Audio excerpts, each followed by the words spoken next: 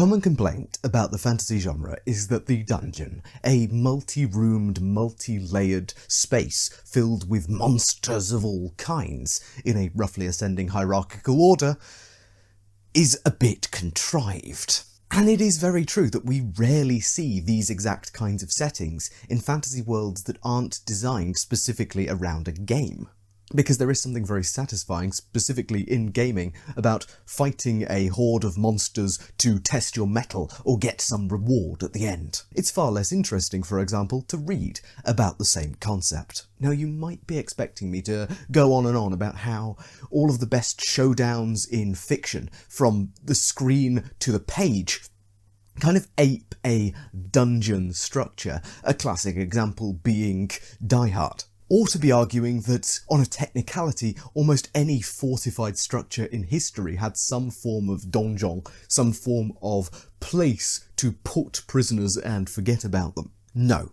Instead, today I am going to make the argument that video game style dungeons in almost exact replicas should be littering any reasonable fantasy world. For cultural, tactical, sociological and practical reasons. And stick around towards the end of the video where I'll be sharing hand-drawn maps of some of these styles of dungeon.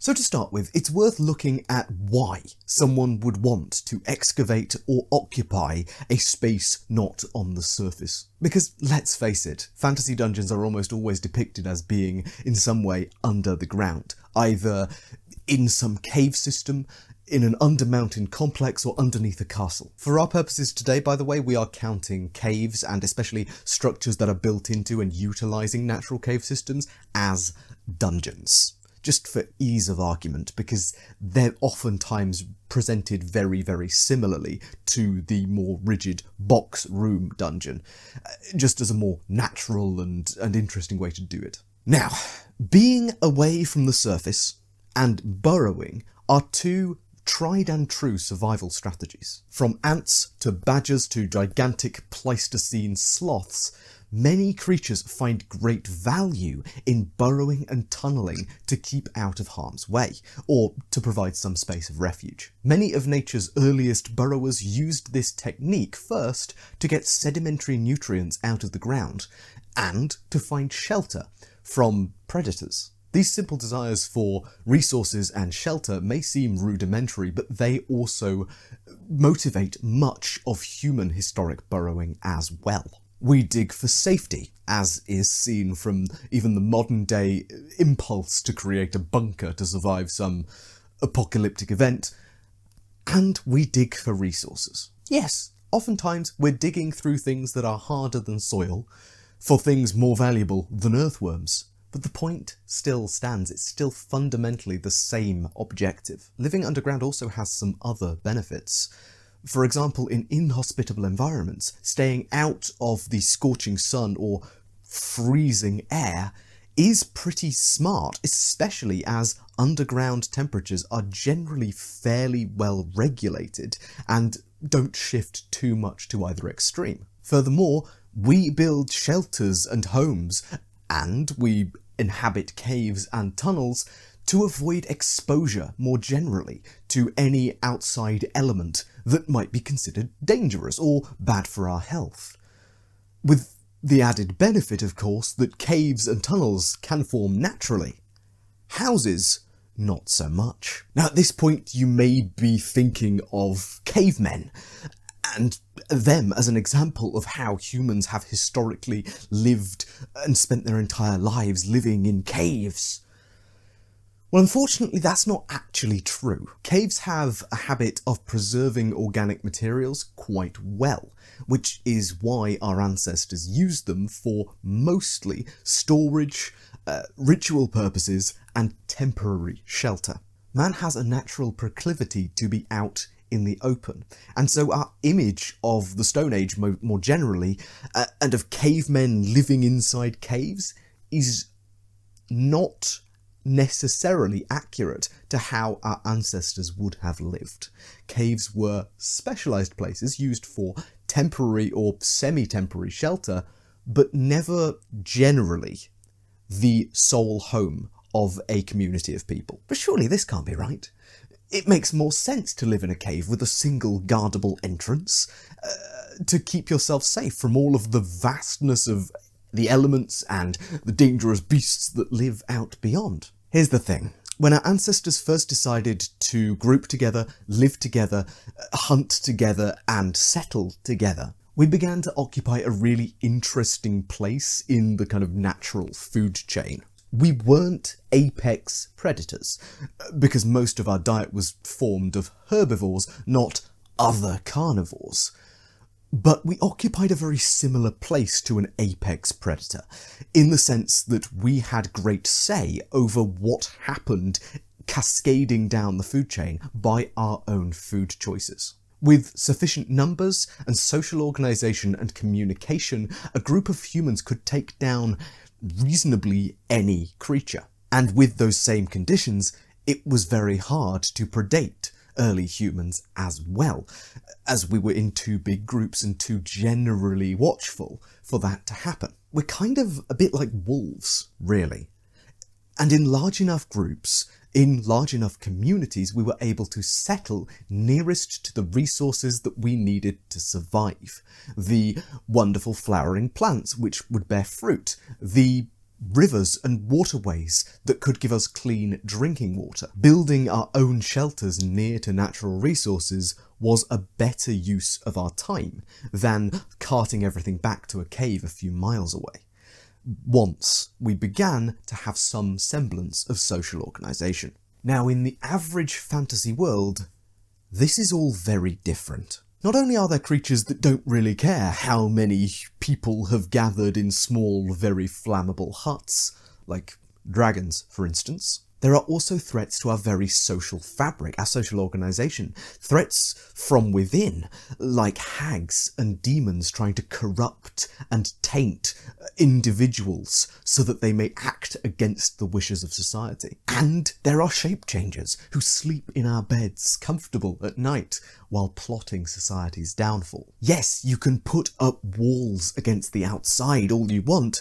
but that won't necessarily stop the werewolf within, unless you're able to catch them at the very moment that they pass through one of your choke points, one of your gates. And a werewolf may just scale the walls anyway, and if a dragon flies over and happens to spot your thatched roofs circled in with a tight perimeter wall, well, that just looks like a high-sided cauldron with a whole bunch of kindling. Fundamentally, I do not believe that fantasy man would have the same impact on their ecological conditions, specifically their food chains that surround them, as our ancestors did in the real world. There are creatures that certainly do predate us, regardless of our social organisation or our number. We're not the toughest kid on the block anymore, and I believe that the massive social changes wrought by magic, monsters and mind control may well change the social fabric of man's organisation fundamentally. Generally, people are fairly smart.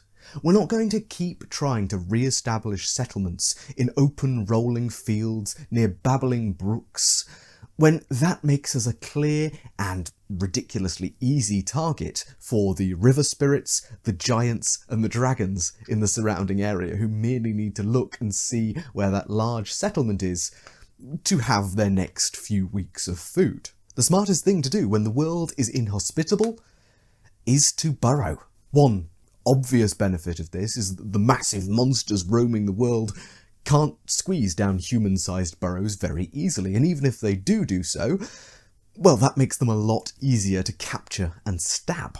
This is without mentioning limiting yourself to one or two possible entrances, as opposed to the many potential ways to get past walls and gates that exist in a fantasy world. One or two entrances where it is even possible to get down without digging through rock or stone yourself.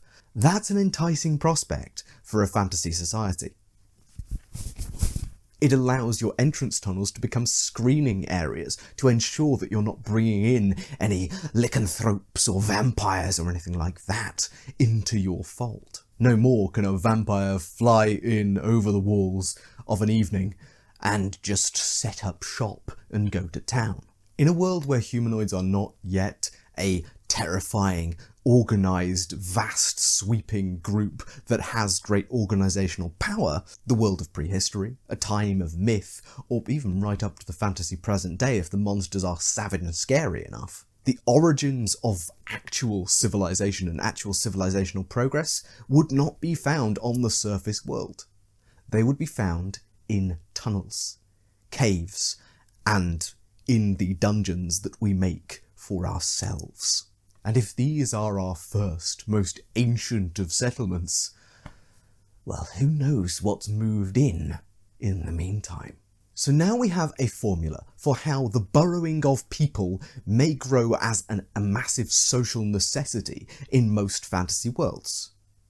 So let's apply it. I will present 3 environments. We're going to look at the challenges and benefits that the environments present, and then design a specific, unique fantasy-style burrow, a human settlement or some sort of humanoid settlement, that fits into that environment, while mitigating as many of the dangers as possible. We'll start with a mountain, generally inhospitable and cold, but it is very likely on these rocky faces to find cut-ins and small caves that provide some degree of shelter from the wind and rain and maybe even snow. It's a very good starting point. Depending on magical proficiency, our early settlers may use warding magic or illusion magic to protect their little alcove from prying eyes. As generally in fantasy, magic is easier the smaller area it covers, so better to just use it over a small entrance point to a wider cave that extends beyond. That makes a great deal of sense for the efficiency of magical preservation. The main challenge of this region really is that the rock is really tough. Generally, it's bedrock pushed up by tectonic forces. Don't despair for our tunnelers though. Magic is an incredibly useful tool. The ability to heat and cool things may be all you need to start making a serious dent in rock using rapid freeze-thaw erosion methods. And that's assuming our settlers aren't dwarves, who are basically the undisputed kings of breaking ground. Most settings do have access to some form of basic heating and cooling magic. It's one of the more fundamental magics generally.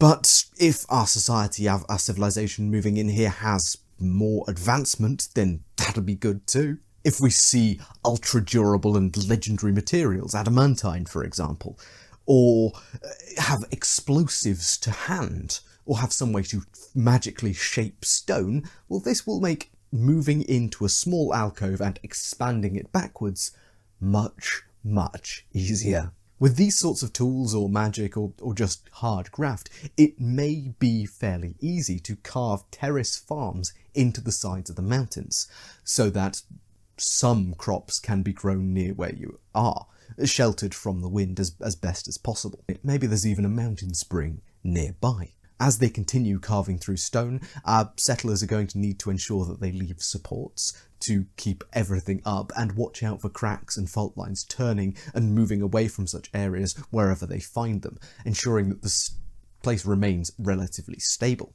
And it could be that they stumble upon a natural cave system carved by an ancient river, or stream at least. Over time, natural water could be redirected and moved to create a kind of natural erosion, natural organic-looking structures in time. Large advantages of this style of living are inaccessibility, remoteness, and the potential for defense. Using some crafter's skill or illusion magic or warding magic, you can block off your entire entrance, making it look like this is just another wind-cut notch in the side of the mountain, of which there are hundreds. Using a semi-permanent barrier as well, like some sort of wooden door or a stone rolled in front, would also provide some natural access to airflow, which is another problem for underground living, while ensuring that the biting, cold, driving winds aren't going to make their way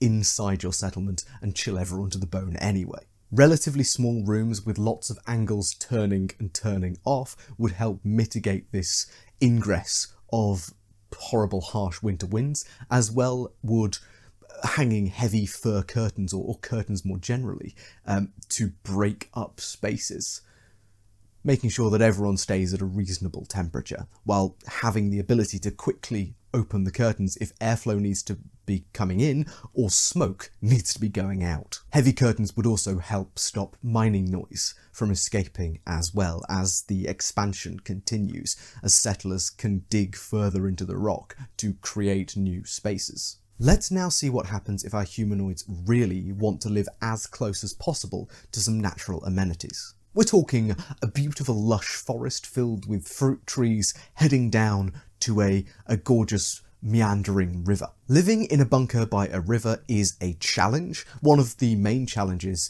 is how close you are to the water table and risk of flooding. Soil and dirt can get sodden, flood and fall apart fairly easily when it's so closely proximal to water, especially when we're dealing with tunnels big enough to house a person. I believe, however, that access to fire magic or kiln technology is all that such a settlement might need to fully embrace the riverside life. Because Earth is relatively easy to excavate, it can also collapse relatively easy as well. One solution may be to coat the dirt with a sort of lime wash or some sort of proto-cement. But another solution utilises the river, utilises the river's clay. You would need to be in a clay region, of course, for all of this.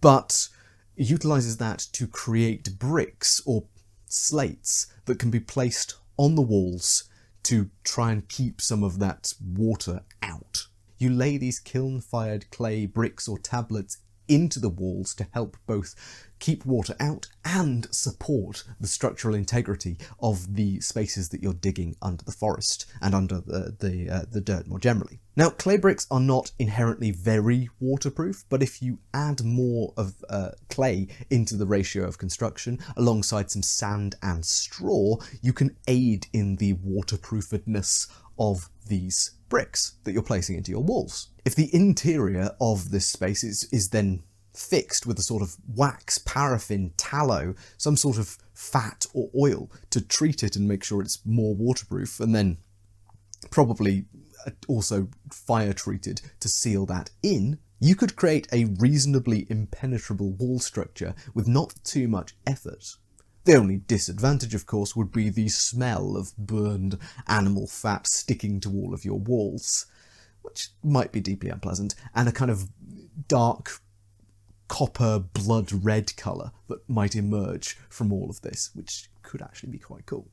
Due to the impressive insulation of the ground, and indeed clay as well, our settlers may find themselves not very cold at winter and not very warm in the summer, which is kind of ideal. But if they're doing their kiln firing underground and also cooking underground, generally living there, they're going to need some way to hide and expel their smoke from fires. When building more walls for your base requires fire, requires a whole damn kiln, this is a really significant consideration. Vertical chimneys seem like a reasonable solution for the egress of smoke, and this space here is wooded, it's woodland, meaning that the smoke is likely to get choked up a little bit by the canopies of trees and bark more generally, and moss and lichen and all the sorts of things that may gather on the forest floor, may act as some sort of capture for the worst of the soot and not demonstrating the whole position of the settlement just by rings of smoke rising into the air. But if you have open vertical chimneys leading up to woodland, what happens in autumn when the trees start losing their leaves and they all start to gum up your pipes, your chimneys, meaning you're smoking yourself in? It's not great. So there would need to be some sort of cowl on top of each of the chimneys, probably a cylindrical cone, probably made of clay, again, as this is the main focus, the main craft of these peoples. These should be raised off the forest floor enough that, fallen leaves aren't going to clog the whole thing up, or at least regularly cleared. And it's not going to be perfect. They will still be visible above the ground, but hopefully inside the forest floor not really a key target for many creatures that are intelligent enough to know what these clay cones actually are. Earthworks and levees would be really important as well, to be built by the river, just to ensure that your lovely chimneys that take all of the soot out of your home don't then become access points for floodwater to drown you inside your lovely waterproof clay walls. So an underground complex built around pottery and brickmaking and claycraft more generally, using clay and water from the river and fruits from the trees around you, probably not the ones directly above your chimneys. All of your walls treated with a roasted boar tallow from the local woods to create a rich, deep, waterproof red clay interior.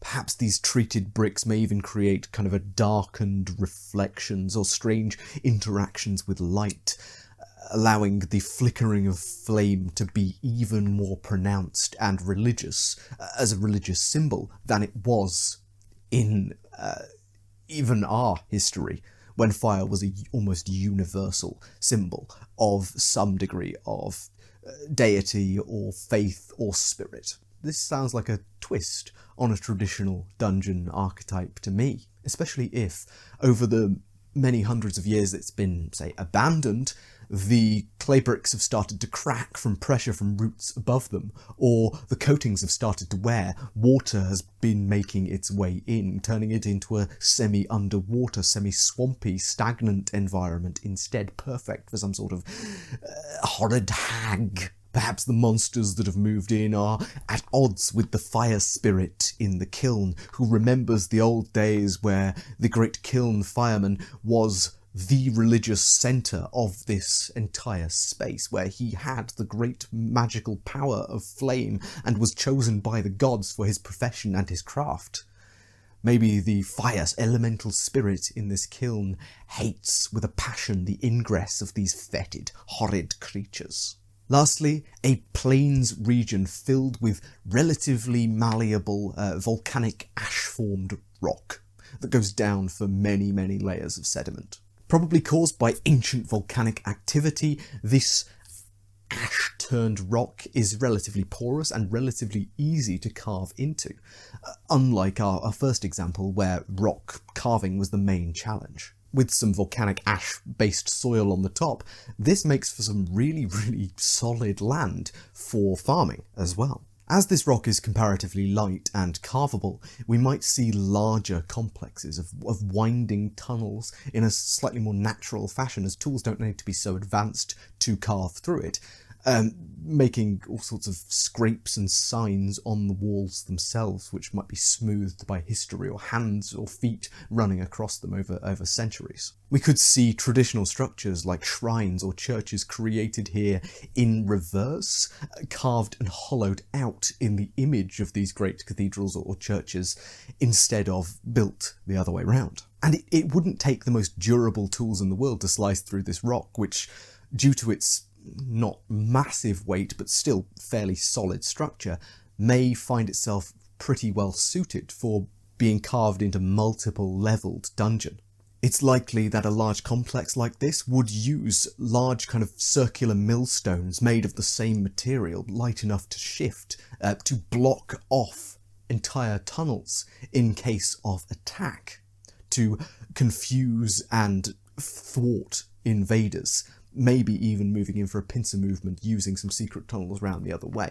It may well be a confusing maze. Upper floors may even be used for the storage of farmed goods or animals, brought down in the case of bad weather or in the case of a raid coming towards the surface. And if torchlight, candlelight or oil light was undesirable, although they probably would have some sort of fat-based light if they're keeping animals on the surface, we could see magical light employed. We could see some faith-based structure built around light, as very little would make its way down into these tunnels, where clerics are the ones who move through with light and can grant it to faithful followers for hours or minutes at a time. Especially in a region filled with porous volcanic rock, ventilation shafts, being not terribly wide, may go unnoticed for quite a long stretch of time, assumed to just be another hole in the hole-filled rock below your feet. They may even go unnoticed for hundreds of years, even while the surface is occupied. It's very possible that a seemingly innocuous surface community may be maintained, or indeed an entire surface community which moves down into these tunnels, these spaces, under times of great stress or warfare, or some sort of grand ecological disaster. But the maintenance of a small settlement on the surface and taking down most of the animals into the tunnels themselves, probably just the top layer of it, because otherwise they'd start to panic,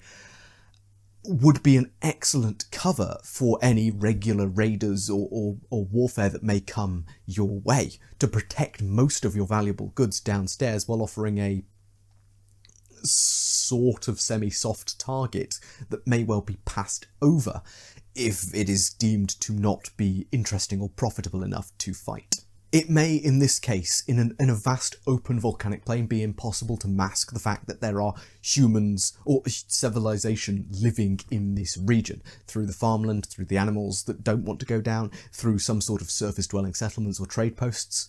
It may be impossible to mask that. So the next best option for these people may well have been to create a larger subterranean society to protect their most valuable assets and themselves in times of trouble. Show raiders an abandoned town and very little left, and they may not think too much about the solidified ash under their feet. But why have I not got a lovely hand-drawn map of this place sitting next to me in frame? Was it too hard to draw winding tunnels through volcanic ash, going down, up to 85 meters, supporting 20,000 different people at once? Well, largely there isn't an illustration here because there doesn't really need to be one. This final dungeon location is in fact an entirely faithful description of the underground city of Dedinkuyu. This is a complex which began construction in our real world over in Cappadocia about 2,000 years ago, and it was such a good hiding spot from raiders and aggressors that it was lost for well over 100 years, rediscovered in 1963 by a farmer who wanted to figure out how his chickens were escaping from his basement. Humans are smart, as I said earlier, and will survive in the harshest of conditions, the toughest of environments, and the most difficult of political situations. We will live and work our entire lives carving through rock if it helps us feel safe and comfortable and helps our future generations to survive. And in worlds where surface pressures force us down, inhospitable fantasy wastelands, dragons, marauding bands of orcs, there is no doubt in my mind that before we get the magical tools to fight back fairly, before we are a world-spanning civilizational force, that fantasy humanoids would take to the earth. And there will be many more types of burrows than these three we discussed today in the meantime. And once, as often happens in fantasy, the men take the surface back from these primeval and primordial forces, forcing them into the shadows instead, well, where on earth will they retreat to? Where better for the monsters that once ruled the earth to go than the refuges of those people whose civilization they almost stamped out on so many occasions? Hiding in the ruins and remnants of our old settlements under the ground, in the rocks, or up carved into mountains. Creating their own alterations, ecologies and societies down in those settlements which we were so desperate to leave behind, to stand on the surface freely. And that's it. That's my argument for video game style dungeons cropping up in every conceivable environment on your fantasy world, with a different theme, environment and colour scheme every single time. I hope you've enjoyed today's little thought experiment, and if you'd like to see more, then do like, subscribe and all the wonderful other YouTube stuff. But with all that said, I've been Tom, otherwise known as the Grungeon Master. Thank you so much for watching, and I will see you in the next video.